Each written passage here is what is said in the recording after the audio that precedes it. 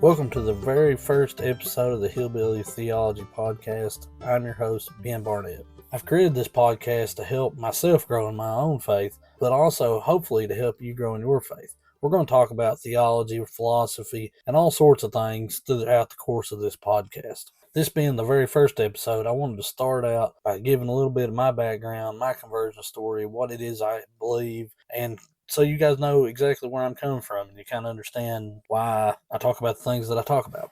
So to start out, I'm from southeastern Kentucky. I'm from where Kentucky, Tennessee, and Virginia come together in the Appalachian Mountains in a small town called Millsboro, Kentucky. This area of Kentucky, as a lot of the South, you would consider the Bible Belt. There's a lot of Baptists, there's a lot of Pentecostals, there's a lot of holiness, but not a whole lot of Catholics. And that's what I am. I'm Catholic, and I'm a convert to the faith. As a part of the Lexington diocese that Millsboro is a part of, the population is about 3% Catholic. I would say that in this area of the diocese, it's far less than that. There's not a whole lot of large churches. My parish has about 125 families, and it's one of the larger parishes in the area. Growing up, I didn't really hold to any kind of particular religious beliefs. I probably would have identified as Christian, but it was more cultural than anything because, like I said, I'm in the middle of the Bible Belt. Everybody that you know around here, at least back then, was Christian. There ain't no Muslims, there wasn't really no atheists, or anything like that. So I would have identified as Christian, but I really didn't know a whole lot about the Christian faith. My grandmother used to take us to the Baptist church. She's Baptist, and she would take us to a Baptist church down the road. That was really the only exposure that I had to Christianity at all, or any kind of religion for that matter. And I was very, very little when she would come pick us up, me and my sister, and she would take us to Sunday school and all that stuff on Sunday morning. And I was probably like 5 years old, but I didn't really retain anything. I didn't really learn anything. I kind of had this vague notion of Jesus, but I didn't really know a whole lot about it. Beyond my exposure of going to church with my grandmother when I was real little, I really didn't have any other exposure until I was probably 18 or 19 years old. That's when my conversion really started. That's when God started to speak to me, and I knew that there was something bigger than myself. One of the things that started that piqued my interest in God, that got that stirring in me, was the death of my grandfather when I was 18.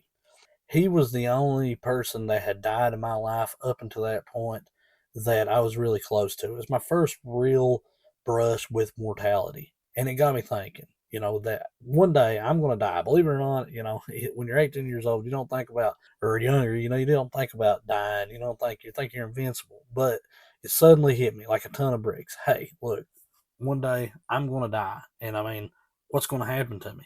What is there? Is there something out there? Is there life after death? What is it? It really got my mind thinking. I knew I wanted to discover the truth. I knew I wanted to see if there was a God, if I really believed in God. I thought I believed in God, but I didn't really know where to start. And I didn't really know what was the truth. I mean, was I Christian? Did I have these Christian thoughts because, I grew up in a Christian area? Like I said, it was a cultural thing, so maybe if I grew up in a country that was Muslim, I would be Muslim, so I had to figure it out on my own. I wanted to be led in the right direction. So when I started my journey, my faith journey, I was really wide open to anything. I read the Quran, I picked up the Quran, started reading it. I started with the Bible. I didn't know how to read the Bible. I don't know if I'd ever even picked up a Bible and read much of anything out of it. The first book that I ever read in the Bible was the letter to the Hebrews, and I don't have any clue why. I just turned to it and was like, all right, here we go. This would be a good place to start out. One day while exploring the Bible, I was reading the Gospel of Matthew, and I'd read a pretty good amount of it, and I got all the way out to the 16th chapter. And when I got to Matthew chapter 16, verse 18, it was the first real time that I had kind of an epiphany, if you will, of, oh, wow, that's interesting. It was in Matthew 16:18, Jesus gives Peter the keys to the kingdom and says, thou art Peter, and upon this rock I'll build my church. And I read that very, very literal, okay? I mean, and I have no background, and I didn't know how to, what was considered to be literal, what was to be considered, non-literal, whatever, but I read it very literal, and I was thinking, man, that's really cool. I wonder where that church is. I wonder if that church still exists today, because if that church exists, the church that Jesus founded, then that church has to be the one that has the truth, that contains the truth. If Jesus is what he says he is, and Jesus is God, and he founded a church, where is that? So then I got to looking for this church that was mentioned in Matthew chapter 16, 18. Anybody that's ever used Google and searched for things to do with religion or search for Matthew 16, 18, if you punch in Matthew 16, 18, you're going to get a bunch of Catholic sites talking about the Pope. And that's where it led me. And so I started reading about how the Catholic Church was founded by Jesus, in that moment. He founded the Catholic Church. The Catholic Church can be traced all the way back to the apostles. It can be traced all the way back to St. Peter himself, all 12 of the apostles, and Jesus. So then I got to wondering, can anybody else make this claim? Can Baptist Church make this claim? Can the Pentecostal Church make this claim?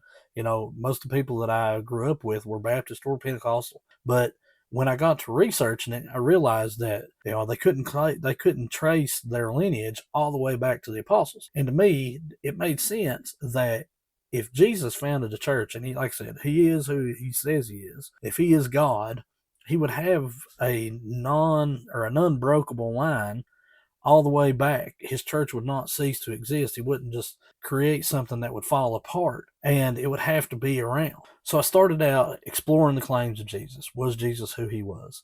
Or, who he says he was? All that stuff. And I became convinced that the resurrection did occur. And I mean, that's a big deal, because if the resurrection occurred, if Jesus rose from the dead, then all other things kind of have to fall in line.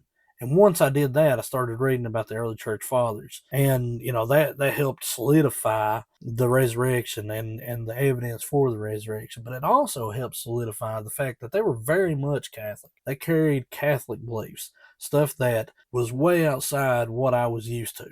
The Eucharist, the real presence, and that Jesus was truly present in the Eucharist, that the church was built on the rock in Matthew chapter 16, verse 18, on Peter, and that there was this unbroken line of succession of popes from Peter all the way to the present day. At that time, Pope John Paul II was the Pope. And, it got me really excited, because for once, Christianity didn't seem like a myth.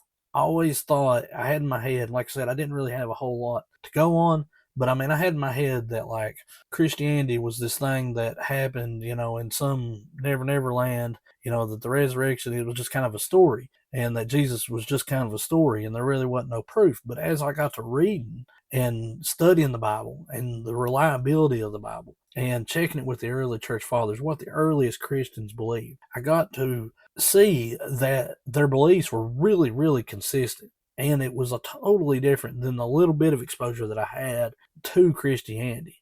I knew that I had to check out the Catholic Church, that if Christianity was going to be true, that I had to check out the Catholic Church, because it had to be there. So as I mentioned earlier, there's only one Catholic Church in Millsboro. It's a small place. Not many Catholics around. Didn't really have a whole lot of choice, which is good, because I went to this Catholic church and I come in and I sit down in the back, never set foot inside of a Catholic church before. And here I am. I'm sitting here watching the Mass, and all this stuff that's going on in the Mass is stuff that I have read in the Bible, that I have read in the early church fathers. When we get to the point of consecrating the Eucharist, it's exactly what Justin Martyr and so many others had described. It was really cool, because it just really all started to come together in that Mass. And when I got to see it in person, I was like, oh wow, this is really Christianity. It's totally different than what I remember, growing up in, the short time that I spent in a Baptist church with my grandmother. But this is really something. So I engrossed myself in the Catholic faith. I tried to learn everything that I could learn about the Catholic faith. I wanted to know everything that the church taught, because I wanted to check it to make sure that at some point it wasn't corrupted, that it was, brought forth from the apostles, Jesus himself. And, as I went down that path, I just kept finding things that stood out to me and, seemed to confirm exactly what I was looking for, that there was a single truth. That when Jesus said the truth will set you free, he was true. He meant it, and that he was who he says he was. And it was just an amazing time in my life, because I had found something that I had never contemplated before. I never thought that I could have this kind of relationship with Jesus, and that the church would exist, that there, like, it actually existed. Like, Jesus actually founded the church and it existed. And it was just so cool. It was just such an amazing moment in my life. So I decided to become Catholic. I mean, I was really excited, and when I finally decided to become Catholic, I'd been going to mass, and just kind of hanging out, watching, and doing, what I could. And when I finally decided, because it took me a little while, I didn't just jump straight into it. It took me a while, but when I finally wanted to make the plunge, the parish priest, Father Jerry Stern, he passed away, and so that threw a little bit of a kink into my conversion. And so, like I said, we're a small parish, and there wasn't RCIA wasn't going on, without our parish priest. It kind of ground things to a halt. It took the diocese, 6 months. It seems like maybe even 8 months or something to appoint us a parish priest. And it really just kind of squashed everything for me at the moment. I wanted to be Catholic. I wanted to join the church. I missed the Easter Vigil. Being able to come in when I was just kind of crushed. But it gave me more time to discover the faith, and it gave me more time to learn and grow in the faith. And by the time that I finally started to mature a little bit, and realize that I was on God's time, not my own time, we were finally appointed a new pastor to the church, Father Patrick Fitzsimons. I remember being so excited because I went to Father Patrick. I said, "Hey, I've been coming here now for like 2 years, and I want to be Catholic, and I sit down with him, and me and him meet, and I talk to him about all these things that I've learned. I told him kind of about my conversion process and everything that went on in my life, and he's like, okay, wow, yeah, let's sure, let's get this started. Luckily for me, Father realized that I had been waiting quite a long time, and I didn't go through the normal RCIA process. He kind of just took me under his wing, and he brought me along for a couple of months. He's like, look, you've read a whole lot, and I don't want to sound boastful or anything, but he's telling me, he's like, you've learned, you probably know more than a lot of Catholics know about being Catholic and the Catholic faith. He's like, so let's just talk. Well, and bring you along. And after a couple months, he got permission from the bishop to bring me into the church. And I came in the church, not on Easter Vigil, but I came in the church in September of 2006. And so it was kind of unique, but it was so awesome because it was just God's providence that that's how it worked out. And this priest took an interest in me, and instead of making me go through the normal rigmarole and RCIA and all that, and having to wait a whole another year basically to come into the church, he seen my desire, and he seen something in me, and got permission to bring me into the church. So now I've been Catholic for almost 20 years, and I've lived in southeastern Kentucky as a convert to the Catholic faith, and it's not always easy. I mean, it really isn't. There's a lot of misconceptions out there about the Catholic faith. My wife, her family, they all thought that we worship Mary. I mean, about everybody does.